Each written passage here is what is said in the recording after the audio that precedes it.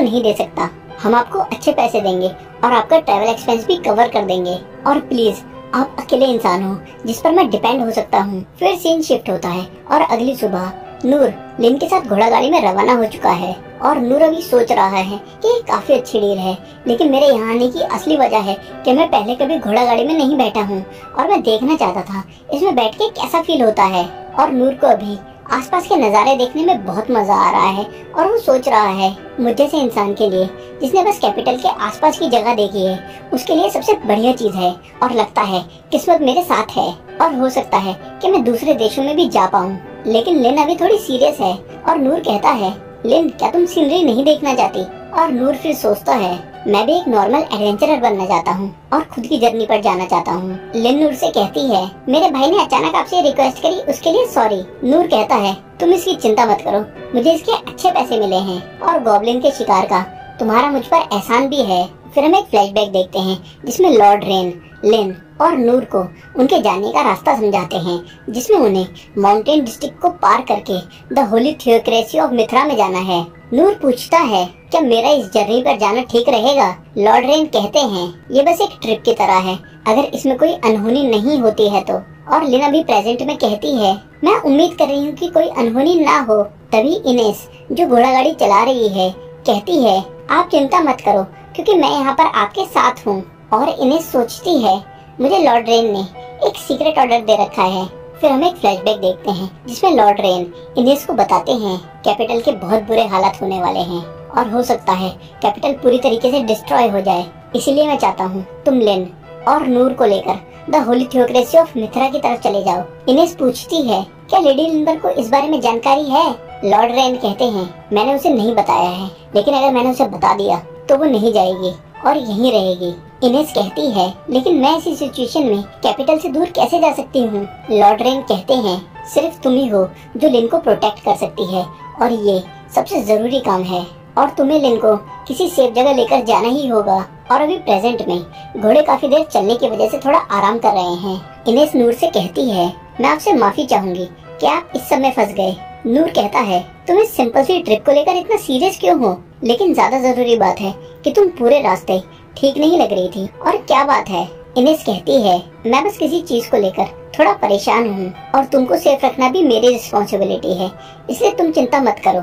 नूर कहता है, मुझे सही में किसी चीज की चिंता नहीं है और मैं खुद को प्रोटेक्ट करने के लिए तैयार हूँ, लेकिन अगर जरूरत पड़ी तो मैं भाग जाऊंगा।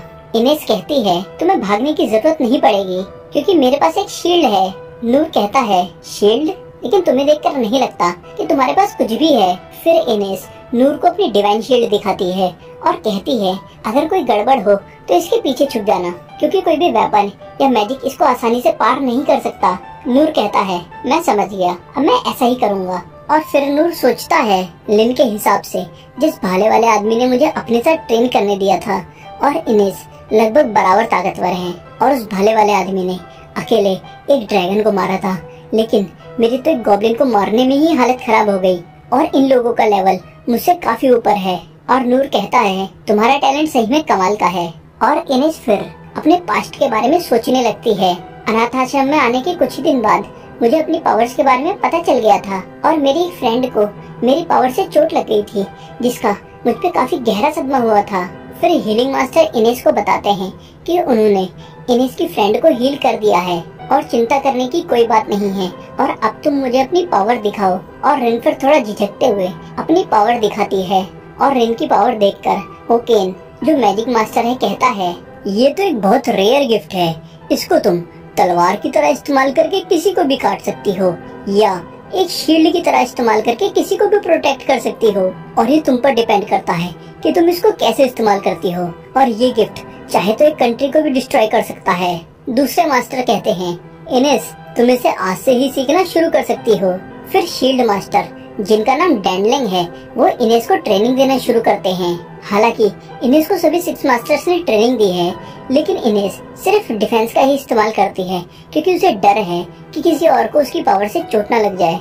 और इनेस नूर का नाम पहली बार सुन के इसलिए चौंक गई थी क्योंकि एक बार मिशन पर काम बहुत ज्यादा होने की वजह से डैनलिंग ने कहा था ऐसे समय पर नूर को यहाँ होना चाहिए था। और नूर का नाम इनेस इस वजह से नहीं भूले क्योंकि डैनलैंग जो शील्ड मास्टर हैं, इनेस के वहाँ होने पर भी नूर को याद कर रहे थे, जिस वजह से इनेस नूर से काफी जेलस फील करने लगी। और अब प्रेजेंट में इनेस सोच रही है, नूर के सामने आने के बाद अब मुझे नूर से और भी ज्यादा दिक्कत होती है। नहीं, मुझे अपनी फीलिंग्स को कंट्रोल में करना चाहिए और अपने काम पर ध्यान देना चाहिए क्योंकि मुझे लेडी लिंडबर्ग को किसी भी हाल में प्रोटेक्ट करना है। और नूर सीनरी एंजॉय कर ही रहा होता है कि वो कुछ नोटिस करता है और सोचता है कि गेहूं के खेत के बीच एक रास्ता क्यों बना हुआ है। इनेस पूछती है, नूर क्या कोई प्रॉब्लम है? नूर कहता है, नहीं, बस मुझे लगा कि खेत में कुछ मूव कर रहा था। और लिन जैसे ही खेत में देखती है कहती है, रुक जाओ। और फिर वो लोग नोटिस करते हैं कि खेत में काफी धुआं है और लिन अनकवर मैजिक का इस्तेमाल करती है। फिर सीन शिफ्ट होता है और हम देखते हैं कि रॉयल कैपिटल में जगह जगह पर मॉन्स्टर सामने आ रहे हैं।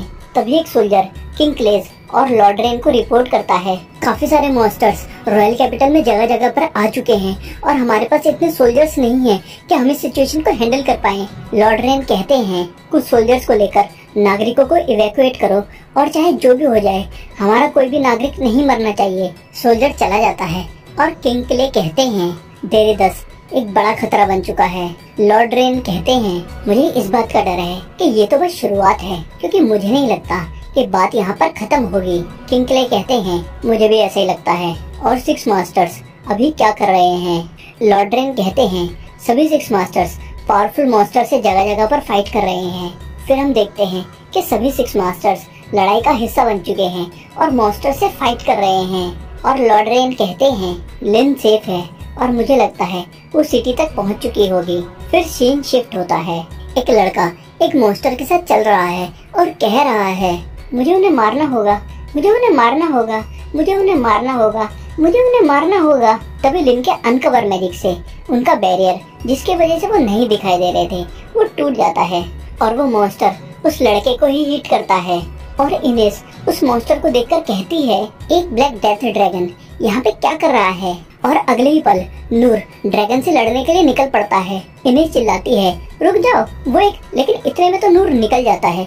और जब वो ड्रैगन उस लड़के को मारने ही वाला होता है, नूर वहाँ आकर उसके अटैक पैरी करना शुरू कर देता है और ये देखकर वो लड़का भी सरप्राइज हो जाता है। इनेस लिन से कहती है, क्या तुमने नोटिस किया जब तुमने अपने अनकवर स्किल का इस्तेमाल किया था तब वो लड़का ब्लैक डेथ ड्रैगन के साथ में ही था। फिर हम एक फ्लैशबैक देखते हैं जिसमें लॉर्ड रेन रिन से डीमन फोक के बारे में बात कर रहे हैं और कहते हैं, तुमने डीमन फोक के बारे में तो सुना ही होगा।